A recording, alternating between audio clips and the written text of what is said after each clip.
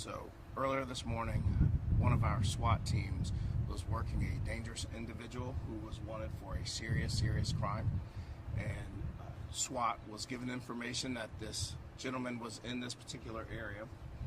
When SWAT arrived, they did make contact with the suspect in question that they were looking for, confirming the identity of, in fact, that suspect being the person that they were watching. At some point during the interaction with SWAT officers, I can confirm that an officer did discharge their firearm, striking the suspect. The suspect was transported to a local hospital. That suspect is currently in stable condition. Thankfully, no officers were injured. No one in the public was injured, but it's important to know, obviously, given this is an unusual area where we do not see a lot of crime, we just want to reassure the public that this is a safe, contained situation and there's no longer a threat to the public. Were any guns recovered off of the suspect? I can confirm that there was a firearm recovered from the scene that obviously was not the police firearm. So, like I said, it's still early. We're working through that, but I can confirm we did recover a firearm. With the suspect out in Toledo? So, we're not going to get into the specifics of what he was wanted for and where he came from. I can just say at this moment it was a very serious crime that he was wanted for, and this was something that we had to take very serious in terms of the suspect's actions and what we believe he may have done to the point where we were following him to apprehend him. Did this suspect fire at other officers? So I can confirm that yes, at least one SWAT officer did discharge their firearm, striking the suspect.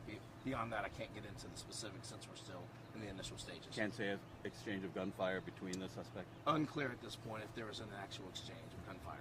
Chief Bryant was here, Assistant Chief Potts, a lot of important people in CPD. That doesn't always happen. Can you say why they were here?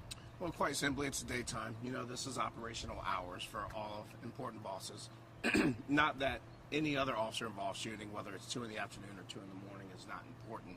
Just the simple fact that it happened during business hours in the middle of the week is highly unusual. So they wanted to come and make sure that the officers were okay and everybody involved was okay. Do we know what the suspect was doing in this area? We don't know that, and that is one of the things that investigators are actively trying to determine right now, because we don't believe there's any reason for him to be in this specific area in terms of knowing someone or trying to engage in any additional criminal activity. Was the suspect pulled over in a car? We saw a car that was being looked at. Was he in a home? Where was he? There was a vehicle involved, and this interaction, I can say, happened outside. Beyond that, we can't get into the specifics just yet until we continue the investigation.